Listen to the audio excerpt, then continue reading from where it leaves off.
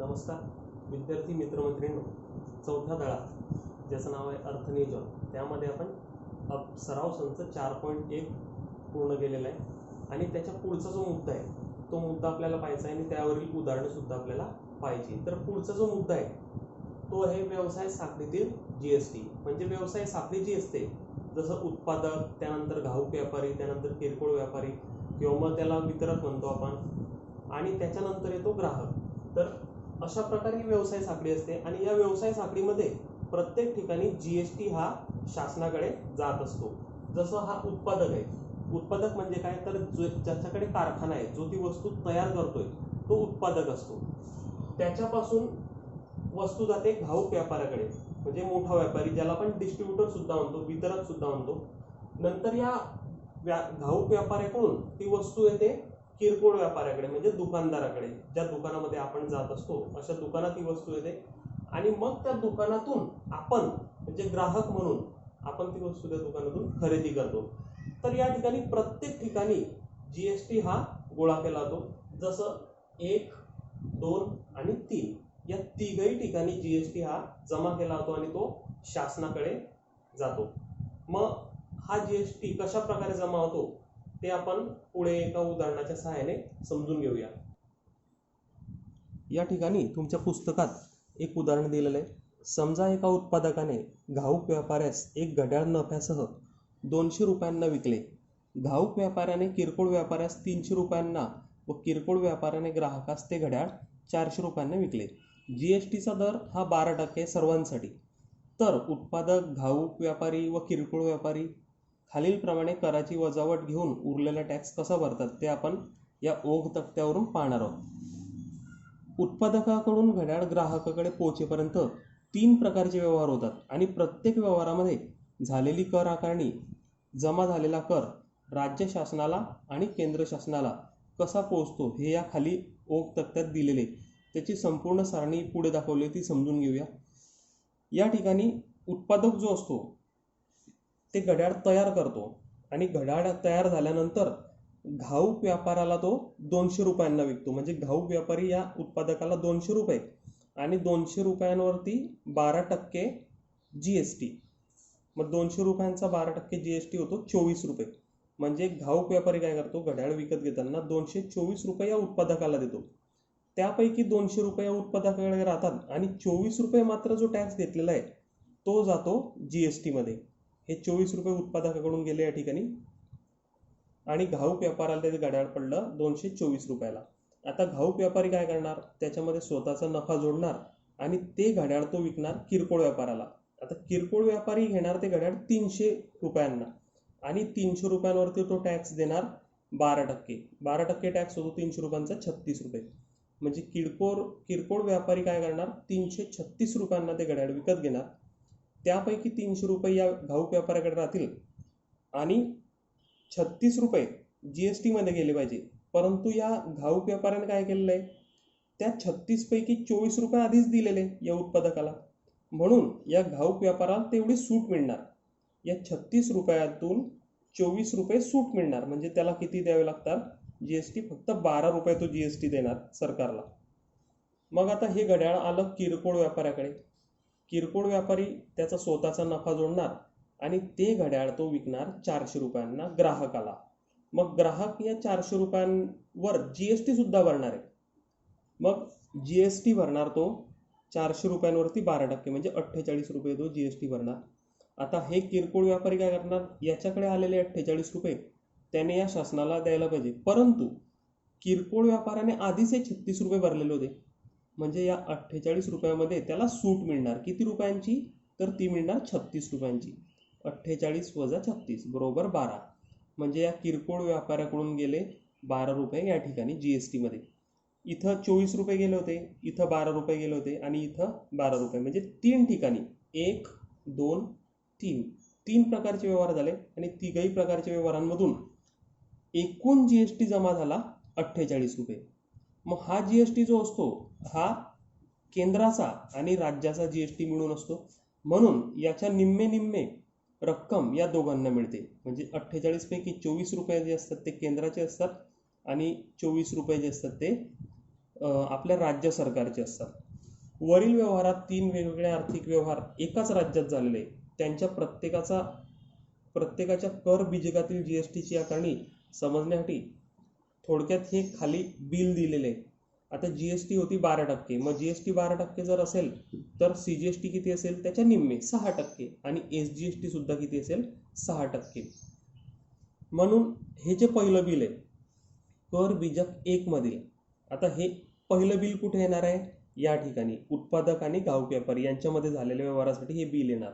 घड्याळाची किंमत आहे 200 रुपये उत्पादकाची, आणि 200 रुपयांवरती 12% जीएसटी. 12% जीएसटी म्हणजे सीजीएसटी 6% आणि एसजीएसटी 6%. मग 200 रुपयाचे 6%, 12 रुपये, हे 12 रुपये. अशा प्रकारे 224 रुपयांना ते घड्याळ विकलं उत्पादकाने. कुणाला? घाऊक व्यापाऱ्याला. आता घाऊक व्यापारी दुसरं बिल तयार करणार. कोणासाठी? किरकोळ व्यापाऱ्यासाठी. या ठिकाणी जो व्यवहार होणार आहे या ठिकाणी हे बिल वापरलं जाणार. कर बीजक 2 मधील जीएसटी आकारणी. आता घड्याळाची किंमत झालेली 300 रुपये, आणि 300 रुपयांवरती 6% टॅक्स 18 रुपये, आणि राज्याचा टॅक्स 18 रुपये. अशा प्रकारे घड्याळाची किंमत, एकूण किंमत झाली 336 रुपये. आता तिसरा व्यवहार जो आहे दुकानदार आणि ग्राहक यांच्यामध्ये जो व्यवहार होणार, या ठिकाणी हे बिल वापरलं जाणार. या ठिकाणी घड्याळाची किंमत झालेली आहे 400 रुपये, आणि 400 रुपयांवरती सीजीएसटी 6% 24 रुपये, आणि एसजीएसटी 6% 24 रुपये. अशा प्रकारे 424 आणि हे 24 अशी एकूण घड्याळाची किंमत होणार 448 रुपये.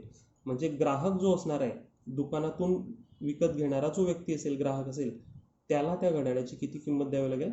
448 रुपये द्यावी लागेल.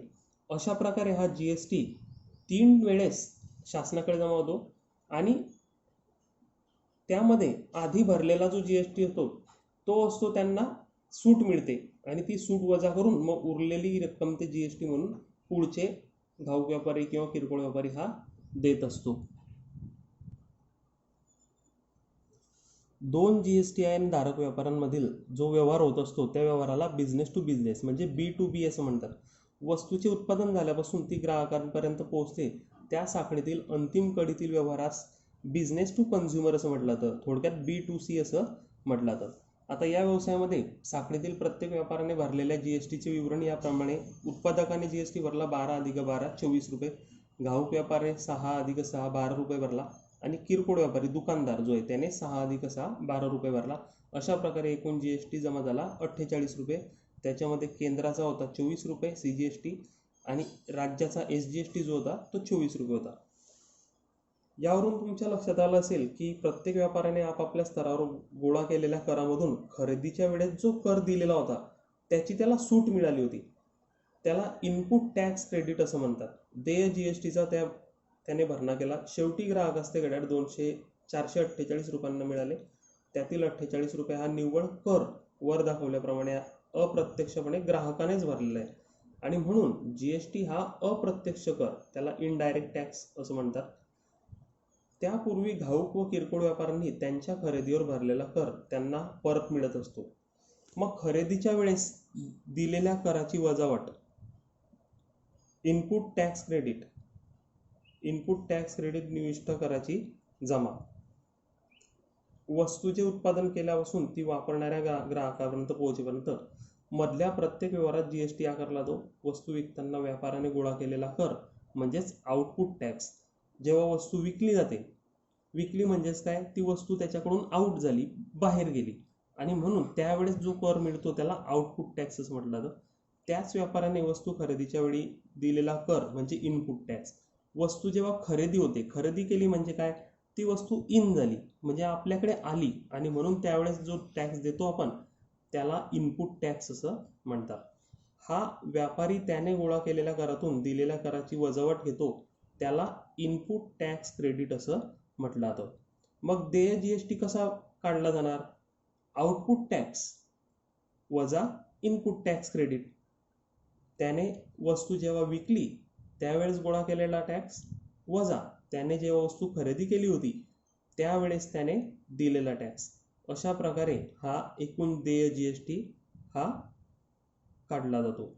शासनाकडे कराचा भरणा करताना साखळीतील प्रत्येक व्यापारी त्याने खरेदीच्या वेळी दिलेला कर विक्रीच्या वेळी गोळा केलेल्या करामधून वजा करून उरलेला कर हा भरत असतो. त्याला इनपुट टॅक्स क्रेडिट असं म्हटलं जातं. विद्यार्थी मित्रांनो, सराव संच 4.2 मध्ये काही उदाहरणं आपण पाहू. पहिलं उदाहरण बघा. चेतना स्टोअर्सने 1 जुलै 2017 ते 31 जुलै 2017 या कालावधीमध्ये खरेदी केलेल्या खरेदीवर 1,05,000 रुपये जीएसटी दिला आणि विक्रीवर 1,22,000 रुपये जीएसटी गोळा केला. तर सदर कालावधीत चेतना स्टोअर्सला भरावा लागणारा देय जीएसटी काढा. या ठिकाणी चेतना स्टोअर्सने जेव्हा वस्तू खरेदी केली होती त्यावेळेस त्यांनी टॅक्स भरला होता 1,05,000 रुपये. आता वस्तू त्यांनी खरेदी केली म्हणजे ती वस्तू म्हणजे त्यांच्याकडे आलेली, म्हणजे त्यावेळेसचा जो असेल तो इनपुट टॅक्स असेल. म्हणजे चेतना स्टोअर्सचा इनपुट टॅक्स किती आहे? 1,05,000 रुपये हा आहे त्याचा इनपुट टॅक्स. आणि जेव्हा त्याने त्या वस्तू विकल्या त्यावेळेस त्याने कर गोळा केला, तो आहे 1,22,500. तेव्हा त्याने वस्तू विकल्या म्हणजे त्या वस्तू आउट झाल्या, गेल्या त्याच्याकडून, आणि म्हणून हा असेल आउटपुट टॅक्स. त्या चेतना स्टोअर्सचा आउटपुट टॅक्स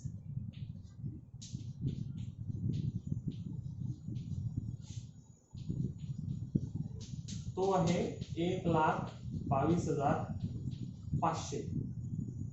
मग या ठिकाणी या चेतना स्टोअर्सने हा कर आधीच भरून टाकलेला आहे, म्हणजे हा पूर्ण कर त्याला भरायची गरज नाही, कारण याच्यामधून त्याला एवढी सूट मिळणार आहे, कारण ही किंमत त्याने आधीच शासनाला देऊन टाकलेली होती. म्हणजे जी किंमत उरेल त्याला आपण म्हणूया त्याचा देय जीएसटी. मग देय जीएसटी म्हणजे त्याला द्यायची रक्कम आता किती काढणार आपण, कशी काढणार? तर इनपुट टॅक्स क्रेडिट वजा हा आउटपुट टॅक्स.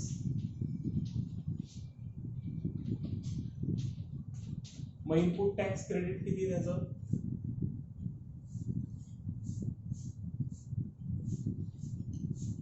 आउटपुट टॅक्स हा जास्त आहे. Output tax